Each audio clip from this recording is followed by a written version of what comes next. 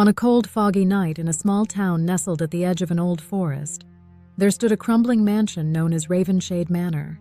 No one in the town dared approach the house, for it was said to be haunted by a restless spirit, a woman who had disappeared without a trace many years ago.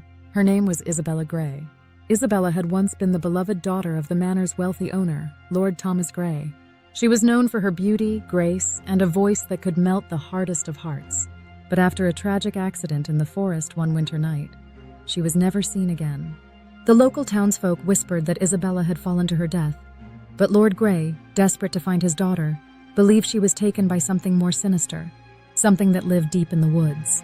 As time passed, Ravenshade Manor grew colder, its windows boarded up, its doors locked tight. The mansion became a place of ghost stories and fear, and no one dared to step foot on the property. Yet there was one person, a young woman named Clara, who had always been fascinated by the manor. Her grandmother had told her stories of Isabella's beauty and kindness, and Clara had grown up dreaming of the mansion's secrets. One evening, Clara gathered the courage to visit Ravenshade Manor. She didn't believe in ghosts or curses, but something about the house called to her. The wind howled as she approached the crumbling gate, and the trees seemed to whisper in the distance.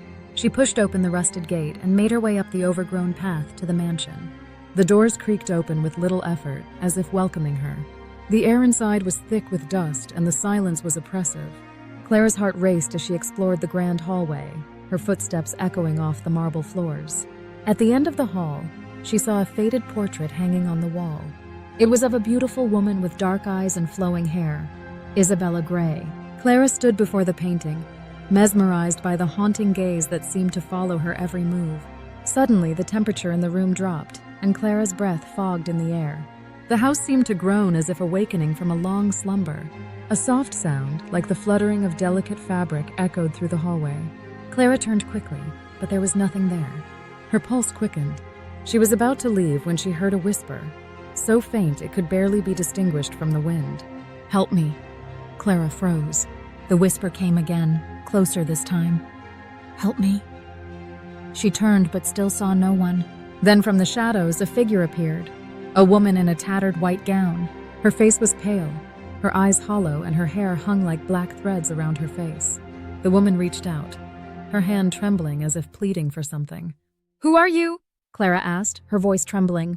The figure didn't answer, but it took a step toward her, its movements unnatural, jerky, as if it were not quite part of the world.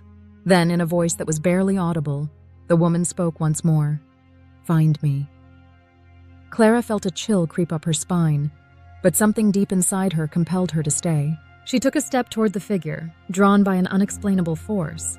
As she moved closer, the woman's image flickered, her features becoming more and more distorted, like the face of a reflection on water disturbed by a breeze.